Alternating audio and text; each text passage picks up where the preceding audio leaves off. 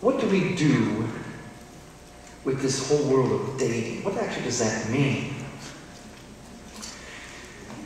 When we're dating, are we officially, actually committed to someone?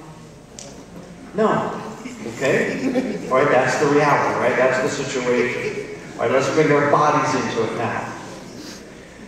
If that's the situation, what would be right or wrong with what we do with our bodies, with each other when we're dating?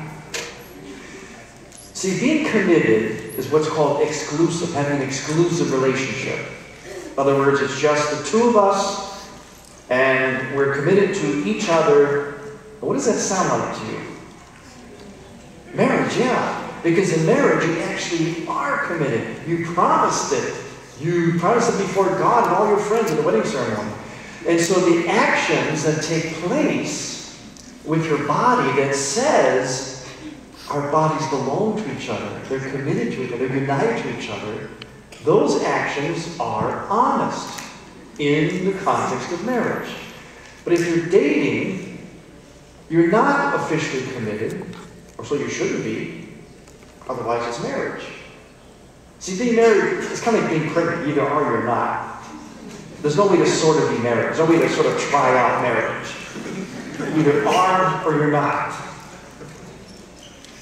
So if you're not married, then any actions outside marriage that would say, with the language of the body, that we are united and committed would be dishonest.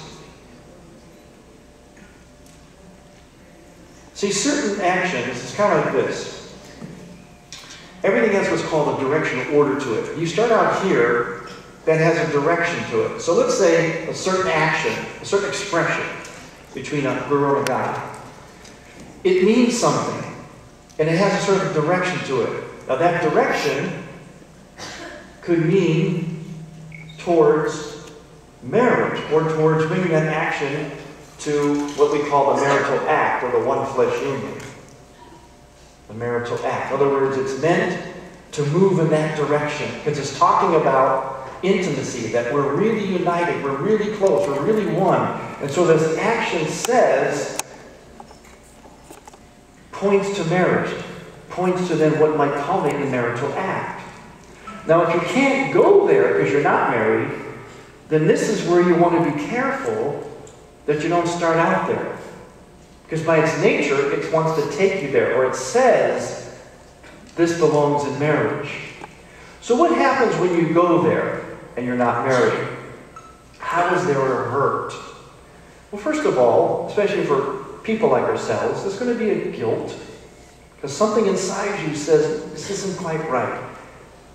In other words, it's not honest.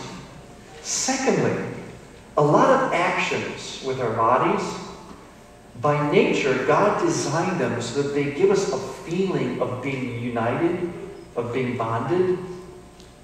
There's even a hormone that's secreted in our brain during intercourse that says, it makes you feel like you're bonded.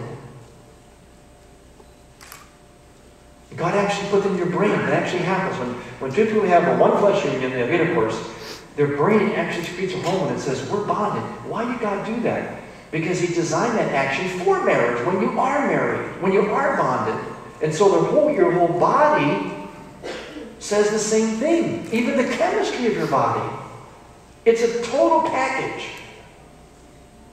Now, what happens when you're not bonded? But the action you did is an action of bonding. Now, your brain tells you we're bonded.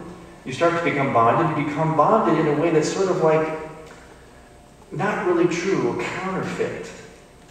A lot of times whenever I prepare couples for marriage, I tell them, here's what I want you to do. I want you to make sure you're not having intercourse.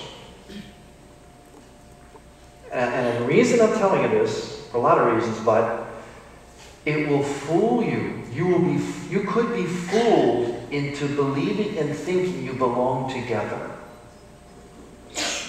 And you're going to go into marriage, and maybe you don't belong together, but you felt that real strong. Why? Because when you had intercourse, your brain said, hey, we're together.